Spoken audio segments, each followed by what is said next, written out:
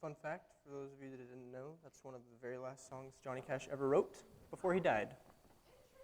And I finally listened to it in full this week, instead of just the first 15 seconds. Okay, so we're still in Romans 4, and we're still talking about what it means to have a proper faith. And we're continuing on right now in verse 13. So please turn to that.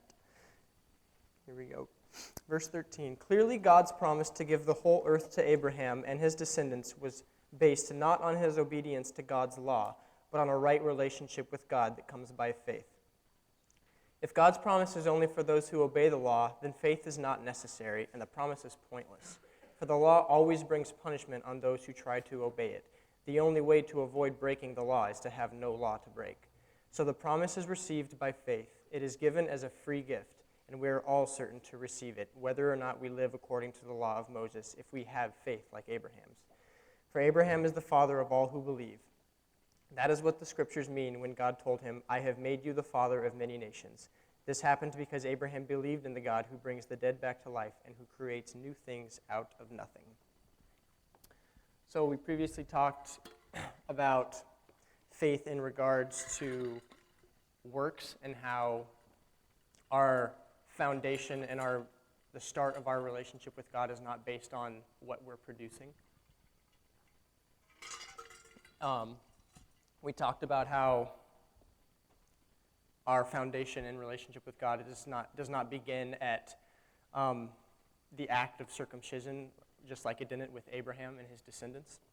And so now Paul goes on to speak to the Jews about their tendency to want the law to be in place of faith. So the Jews, once again, those bad Jews back then, they were, first of all, they were not remembering, again, correctly. So what came first, the law or Abraham? Abraham, and like hundreds of years before. So they're forgetting that Abraham's relationship with God was not based on the law, and God, dubbing Abraham right, or, is not based on that. So they're, again, not remembering their lineage and history correctly, and they're wanting to take a false doctrine and place it in replacement of faith. And they're wanting to treat their relationship with God like some sort of,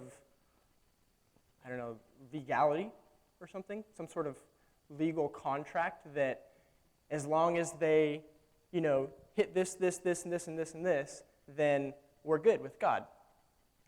But that's not what our relationship with God is set up as, and he uses Abraham again to point that out to the Jews. Abraham didn't have a checklist of things he needed to follow, and in fact, by their standards, Abraham probably would have failed. Like Abraham, when he was first going out and journeying out like God called him to, he multiple times,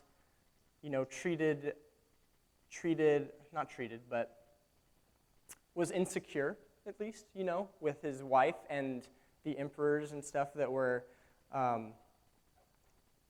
that he was, going into their land and saying, and what that brought to them, he was bringing harsh things upon them because of his insecurity. So by the Jew standard, their father, their big, whatever you want to use, Grand Poobah, he sucked according to their standard.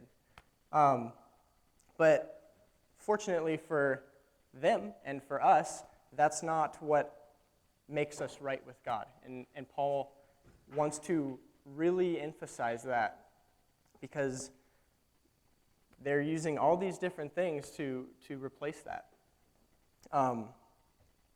And they're wanting to use the law as a checklist, and that, again, fortunately for them, is not what our thing is, what our relationship with God is based in, because Are we capable of fulfilling the law?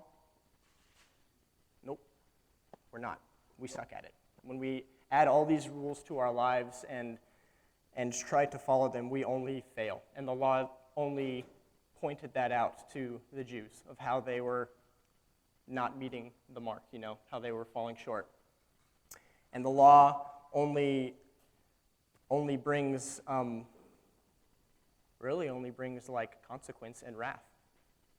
So fortunately for the Jews, and for us, that's not what we're seeking. I was reading a couple different versions of this passage, and I can't remember exactly, but in place of promise, the word guarantee is used. I don't know if it says that in any of your guys' versions or what you're using, but I think there's an interesting distinction there, because when you hear the word guarantee, you think about it in those terms of legality and law, like thinking of any sort of like product or something, satisfaction guarantee, or if you don't like it, then we're required to give you something back or something, and that's not what our relationship with God is. We are to believe in our hearts that He is who He says He is, that He does what He says He'll do, that He'll make things impossible, or turn the impossible possible, and again uses Abraham to demonstrate that. Abraham was, crusty old man. Didn't think he was able to have kids, and his wife's womb was, all shriveled up. But, because Abraham believed, God blessed him and showed him that, even despite all of those things, all the outward evidence, God makes those things possible. And that's the kind of faith we have. We're not supposed to attempt, again, the law is bad, not bad, but the law is bad in this vein because we can't follow it fully, and because it only points out our shortcomings. But even if we were able to, we're not supposed to be, waving this document to God saying, look, I've done it, look, I've done it. And he says that in the beginning of the chapter, that through our about works, that even if we had good works, then we would have something to boast about. Paul says the contrary, really.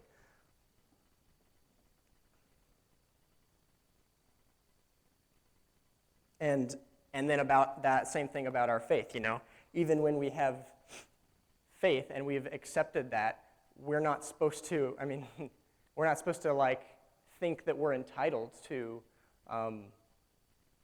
whatever, it's like I was saying with the guarantee, your satisfaction guaranteed.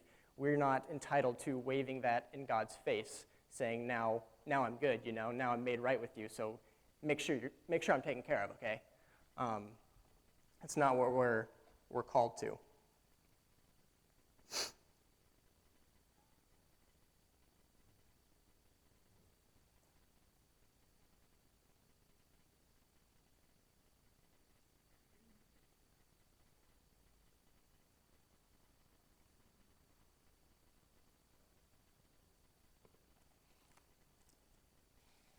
Trying to find my place.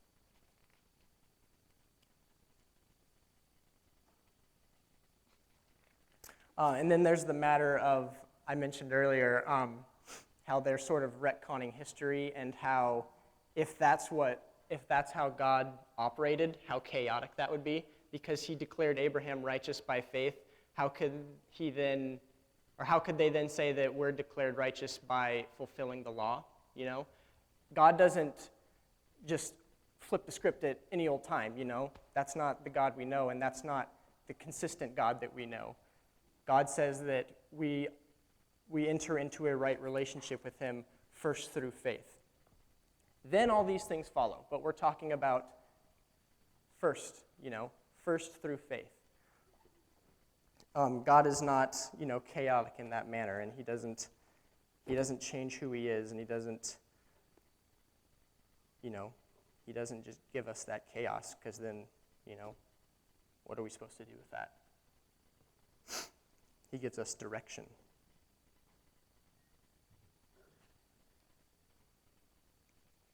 And then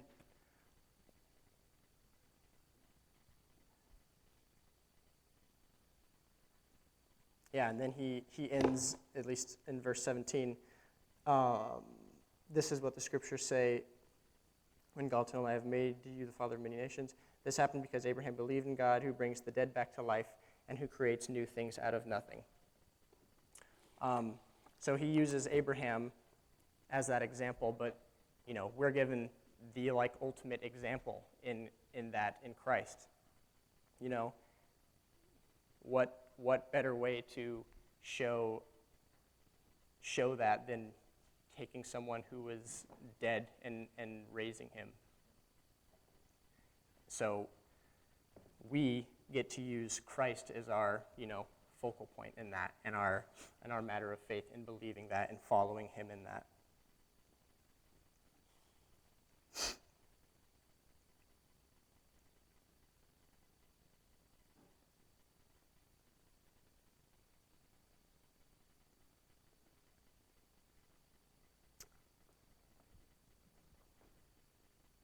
Short and sweet.